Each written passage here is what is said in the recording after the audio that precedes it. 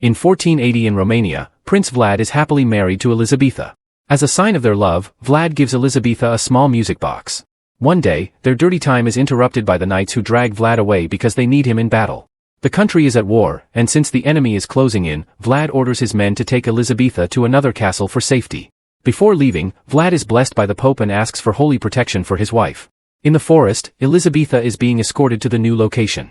Unfortunately, an enemy soldier is hiding in the trees and he immediately brings down 2 guards with quick arrow shots. The other guards prepare to fight and make Elisabeta ride ahead. Outside the woods, Vlad breaks a bunch of oil barrels to start a fire that acts as a line to keep the enemy army contained. A fierce battle begins and soon men from both sides are dying all over the place, but Vlad's army clearly has the advantage.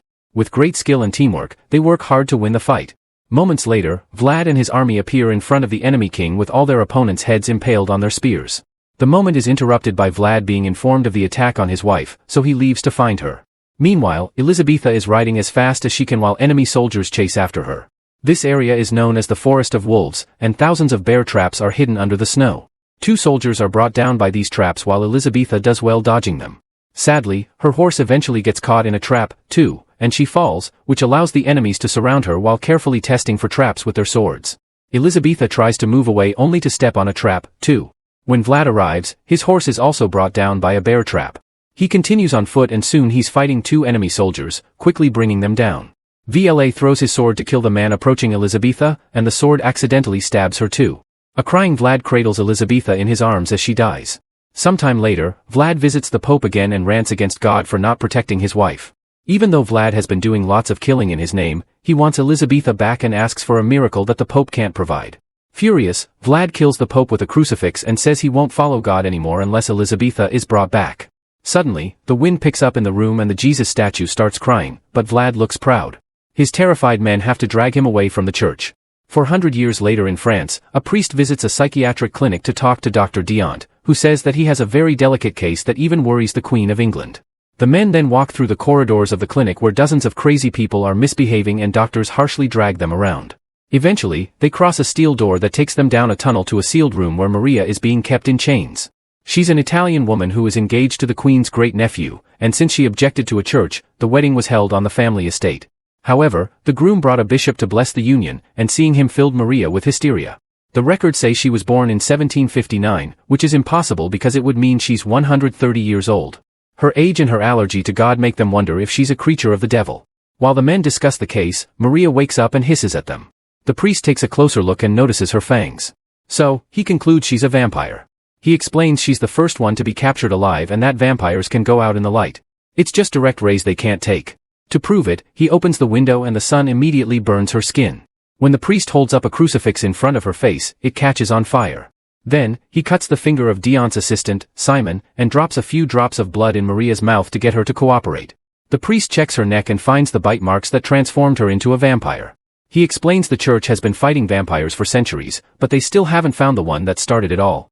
Desperate for more blood, Maria mentions that the first vampire is her master. He's a prince who will soon come to the city to look for his princess. Meanwhile, Notary Jonathan is traveling through a forest at night.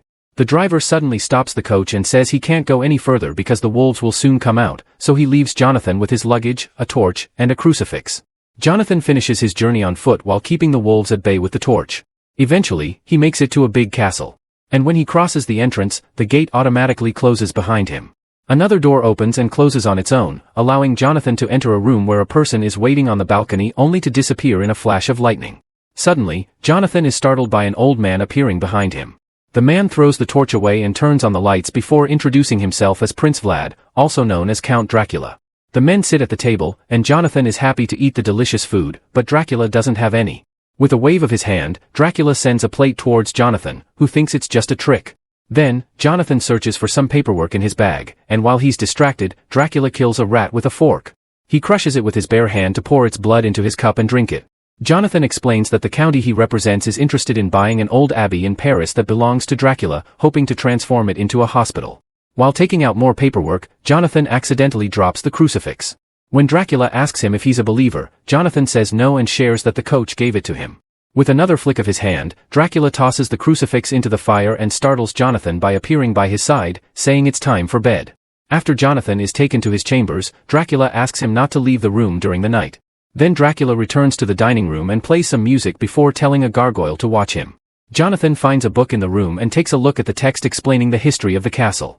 There's a drawing of young Vlad, but the prince's portrait is missing. Meanwhile, the priest visits Maria's fiancé, Henry, and tells him that Maria is healthy, but they're still working on removing the evil from her. The priest then searches Maria's room for more clues. Among her things, he finds the missing book page with Elizabeth's portrait. In the middle of the night, Jonathan leaves his room. He's looking around when he notices a light behind a door, so he goes through and finds some creepy stairs that take him to a fancy basement. In the middle of the room, he sees a coffin, and when he opens it, he discovers Dracula sleeping. The Count tells him he shouldn't have left the room and Jonathan is suddenly knocked out by a gargoyle. When he wakes up, Jonathan finds himself being chained up by the gargoyles. They hang him upside down and Dracula slashes his neck to make blood drip into a bowl. When Jonathan wonders how God could create such a creature, Dracula laughs in a very disturbing way and asks for his last wish. Jonathan wants to know Dracula's story and the Count finds the idea so amusing that he makes the gargoyles put him down. Dracula shares what happened while remembering Elisabeta's funeral. He explains that he spent all these centuries waiting for her because he knows that pure souls can reincarnate. The search for her hasn't been easy. For example, during the Black Plague, half of the female population died and the other half was gathering in holy places where he wasn't welcome. He became so lonely that he started to envy humans for being able to die. One day, Dracula fell asleep on Elizabeth's grave. The next morning, he woke up with such despair that he went to the nearest window and tried to self-delete. However, he survived the fall. Dracula kept on trying over and over, but no matter how many times he fell, he always survived. Since he couldn't search the entire world for Elisabeta, Dracula decided he needed a plan to draw her to him. For over a century, he developed a fragrance using the most beautiful and magical flowers from the most famous gardens. Eventually, he tested the perfume in Italy, where the women immediately started to follow him around. The fragrance was so powerful that Dracula could go to parties and make everyone dance in perfect synchronization under his control. One day in Versailles, Dracula thought he had finally found Elizabeth, but the woman he approached wasn't his wife. The mistake made him cry and realize that he's been jumping from party to party filled with alcohol and debauchery, but not actual love. He decided to stop searching and make others do it for him. In the middle of the party, Dracula started to bite all the women in the room to make them vampires, including Maria. Afterward, Dracula returned to Elizabeth's grave and opened it. He punched the coffin to break it and discovered that only Elisabeta's ashes were left. The sight made him had a breakdown, and he decided to never leave the castle again. The gargoyles would bring him riches and act as his servants while his vampires would continue the search. In the present, Jonathan tells Dracula that he can understand such a strong love because he's engaged. His locket has a picture of his fiancée, Mina. So, Dracula takes a look and is overtaken by emotion when he realizes that this woman is his wife's reincarnation. Dracula then decides to let Jonathan live to thank him for reuniting him with his love. He calls all his gargoyles and tells them to bring him lots of blood because he needs to be beautiful before meeting with Elisabeta. In Paris, the priest shows Dumont the portrait he found, saying they need to locate a woman who looks like that to capture Dracula. The priest reads a passage from a book that explains God can refuse to give death in cases of blasphemy. However, God can also forgive the offender in the case of true repentance, which would lift the curse. This means that if they kill Dracula, all the vampires he created will become human again. At that moment, Simon enters the office and notices the portrait, pointing out that there's a woman who looks just like that in the visitors' area. Dumont and the priest rush into the other room and meet Mina, who explains she's a close friend of Maria's. They met a few days ago at a party, and since then, Maria wouldn't leave her side. Maria was always very nice until the wedding when she lost her mind at the sight of the bishop. Mina admits she has doubts about her own wedding because she feels like she doesn't belong in this time. At the abbey, Dracula appears disguised as a homeless man, and the nuns agree to shelter him. However, he drops his disguise as soon as he enters the chapel and sprays his perfume on a figure of Jesus, causing all the nuns in the abbey to rush to the chapel. They fall to their knees as they're overwhelmed by desire, and soon they're forming a pile around Dracula to desperately seek his attention. Without hesitation, Dracula starts feeding on them. At the castle, Jonathan waits until he's alone to throw a blanket at some tools to bring them closer and break his chains. When a gargoyle comes in, it finds Jonathan climbing out the window. It immediately cuts the blanket to cut his support, but Jonathan manages to hold on to the wall. The gargoyles then start trying to reach him through some holes to no avail, so one of them hits him with a hook to make him fall. Jonathan rolls on the snow and his body stops on top of a frozen lake. When a gargoyle tries to follow him, the ice breaks and it drowns, so the others don't know how to reach him. Noticing this, Jonathan starts walking away without fear. Sometime later, Dracula arrives at the psychiatric clinic looking younger and healthier. He uses his perfume to control Simon and makes him guide him to Maria's room. Maria tells Dracula she's found Elisabeta and he rewards her by letting her feed on Simon. In the morning, the priest is doing some research and finds a picture of Vlad. Later, he's called to the clinic and Dumont tells him that Maria has disappeared. Simon has become a vampire and has been tied to a bed. The priest notices Simon's fangs and a very strong perfume on his clothes. When Dumont shares the description of the intruder who took Maria, the priest realizes Mina is in danger. At the boarding house, Mina opens the door when she hears knocking and is shocked to find a healthy-looking Maria, who tells her that Dumont discharged her. Maria explains she has a friend who is eager to meet Mina and makes her change into nicer clothes. The women then go to a hotel where Dracula is waiting. Seeing the face of his wife again makes him cry. After showering Mina with compliments, Dracula kisses her hand, causing her to have a vision of them together. Feeling rather uncomfortable, Mina pulls her hand back and leaves with Maria to have fun at the festival. Dracula follows them around as the women enjoy food, drinks, games, a show about a fake mermaid, and cute animals. When they enter a haunted house, the women accidentally split and Mina gets lost. She screams when she's startled by a fake skeleton and Dracula immediately appears by her side to guide her out. At the shooting booth, Dracula teaches her how to shoot and in his embrace, Mina has another vision of the past. Afterward, Dracula invites them to rest in his hotel room while they wait for the fireworks show. Mina and Dracula chat for a while and he shows her the little music box. When he plays the song, Mina finds it familiar and starts having visions of being Elisabeta. She immediately pulls back and accuses Dracula of putting a spell on her. Dracula tries to tell her story of Elisabeth and his hopes for her reincarnating, but she insists she's just Mina. He finishes their talk by gifting her the music box. Then Maria drags Mina to watch the fireworks show. At the end of the night, Dracula walks Mina home, leaving her with a big smile. But her happiness is replaced by shock when she finds the priest and Dumont taking care of a sick Jonathan in the living room. The priest tells her what happened to her fiancé, but Mina refuses to believe that Dracula could be cruel. So, the priest has to explain that Dracula is a vampire who feasts on human blood and uses perfume to control his victims. He checks her neck and is relieved to see no bite marks. Mina rushes to her room to cry in private and ends up opening the music box. She keeps having visions of Elisabeta and only snaps out of it when Dracula appears beside her. Mina asks him to leave, so Dracula tries to climb out the window. Not knowing his powers, she thinks he's about to self-D and makes him stop. Then she starts accusing him of tricking her. So Dracula assures her that he's never used the perfume on her and throws the bottle into the fire. Next, she mentions the blood-sucking, which Dracula admits he does, but promises she'll never be his victim. Mina's nose starts bleeding, so Dracula picks the blood with his fingers and licks it off. Then he takes her hand and says romantic things to her while the visions return. Hearing the last words he spoke to Elisabeta, Mina finally accepts the memories as hers and calls Dracula her love before kissing him. They end up getting dirty and Mina asks for immortality, too. So, Dracula bites her to transform her. At that moment, the priest smells the same perfume he detected in the hospital and realizes that Dracula is in the house.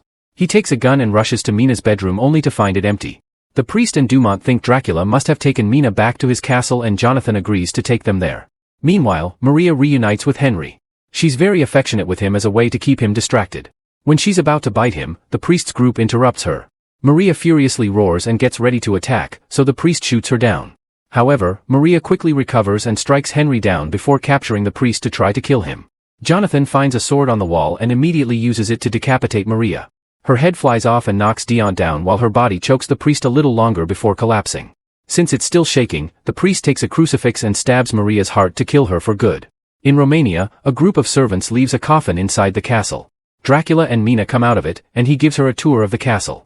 After meeting the gargoyles, Mina plays the music from the box and puts on Elisabeth's dress. At the castle gate, the priest's team has arrived with some soldiers. They wait for the servants to leave and rush in to keep the gate open so they can get inside. A soldier shoots at the front door while men near the forest open fire with cannons, causing many parts of the castle to crumble. Dracula tells Mina to stay in the room while he goes out to fight, but Mina is terrified because the cannonballs are destroying her ceiling. The gargoyles go down to fight the soldiers, bringing them down one after the other. However, the army greatly outnumbers them, so it's not hard for the humans to keep advancing and take over the castle. Jonathan guides his friends to the basement room while soldiers search the upper floors. Mina sees them coming and locks her door. In the basement, soldiers open fire at the coffin. Unfortunately, Dracula appears behind Jonathan and knocks him out while calling him ungrateful. Then, he starts fighting the soldiers with a sword, quickly moving among them with precise strikes to bring them down one by one. Soon, more soldiers arrive, but Dracula kills them quickly, too. Henry uses this distraction to shoot Dracula with two guns at the same time, but it does nothing. Dracula jumps on him and bites his neck. With a flick of his hand, Dracula closes the door to stop more soldiers from coming and holds the priest at sword point. The priest tells Dracula that God never wanted him to kill for him because God doesn't want his creation to be destroyed. When people kill, they do it for themselves. When the priest says he was sent by God to save Dracula, the Count points out that his only salvation is Mina. However, the priest says Dracula will be her damnation. Hearing Mina yelling in her room, Dracula rushes to help her and asks his gargoyles to buy him time. While the gargoyles fight the men in the hall, Dracula kills all the soldiers in the quarter. Once they're all down, he bursts into the room to reunite with Mina in a hug. The priest tries to follow him, so Dracula closes the door. However, the priest reminds him that if he truly loves his wife, he must do the right thing. Ignoring Mina's pleas, Dracula leaves the room and locks Mina inside. He rests against the door, and the priest prays to his god while impaling Dracula's heart with a stake to kill him. Afterward, Mina drags him into the room so they can share final words of love before Dracula turns to ash. All the lights in the castle go out and the gargoyles become human children. Jonathan comes looking for Mina and finds her crying over the ashes which are now flying away. Realizing that he's lost her love, Jonathan walks off. Outside the castle, Dracula's ashes spread in the wind.